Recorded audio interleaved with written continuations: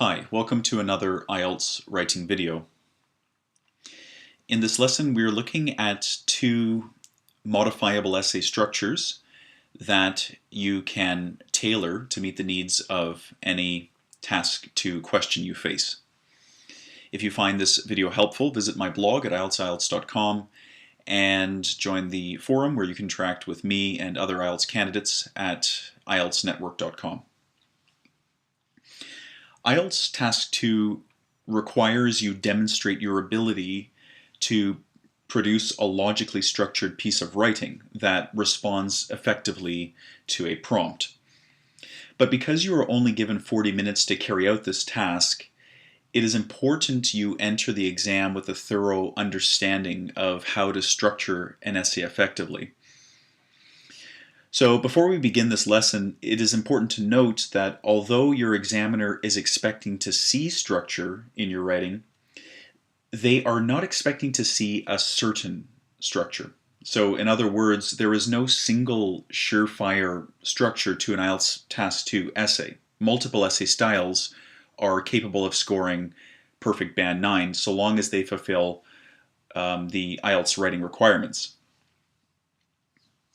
So that said, the base structures I'm about to show you in this video are modifiable and can be tailored to meet the requirements of any Task 2 question. And I'll demonstrate how to do this through case examples in upcoming videos. But for the sake of this video, we're just going to be looking at the base structures and just the fundamentals and how each structure works.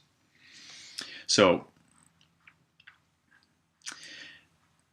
now I've tried to graphically produce the function of each structure on the screen here.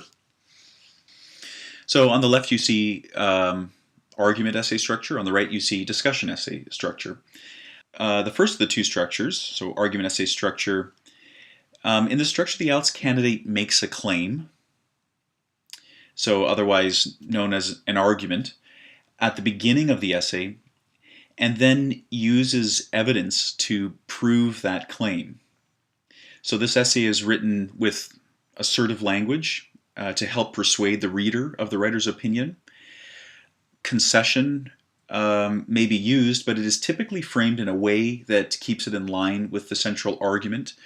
So in other words, the argument that the candidate puts forth in the argument essay is maintained from the essay's beginning to its end, and it's never countered. Okay, the discussion essay structure is different. The discussion essay structure is used to respond to questions that require analyzing before a conclusion is reached. So this kind of structure is often employed to address Task 2 questions that require the candidate discuss topics such as advantages and disadvantages, or problems and solutions, or perhaps varying opinions associated with a certain topic. You know, sometimes you see those essay questions that instruct you to discuss this topic or discuss this statement. It'll have a statement, and then the instructions words are discuss this, and that's when you would employ this sort of structure. Because the candidate is required to provide a balanced analysis of the topic, their opinion is not shared at the beginning of the essay. Instead, the candidate uses the beginning of their essay to objectively declare the topics that will be analyzed through the rest of the essay. And that's what I'm trying to show here with the colors. So these are different colors because we're looking at different sides of the same topic, versus on the argument essay side where it's all the same color because we're putting forth our position. We're stating clearly what our position is on the topic, and we're maintaining this position throughout the entire essay and trying to convince the reader to agree with our stance on a certain position.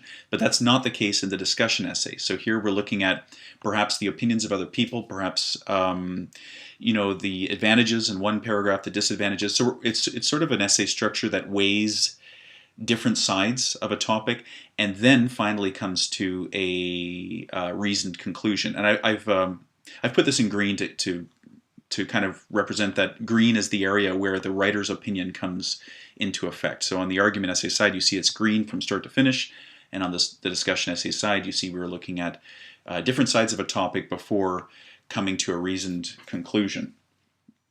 Okay, so the analyzing of these positions is carried out, and minor conclusions are drawn in the supporting paragraphs of the essay.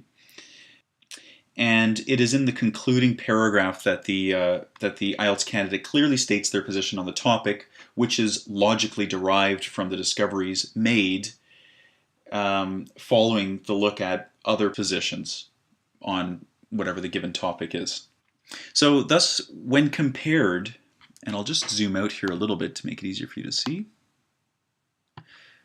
Okay, so when compared, it is clear that the two essay structures are opposite in several ways. So where the argument essay structure declares the candidate's position at the beginning of the essay, the discussion essay structure reveals this at the end. The argument essay structure maintains a consistent effort to prove a position throughout the body of the essay.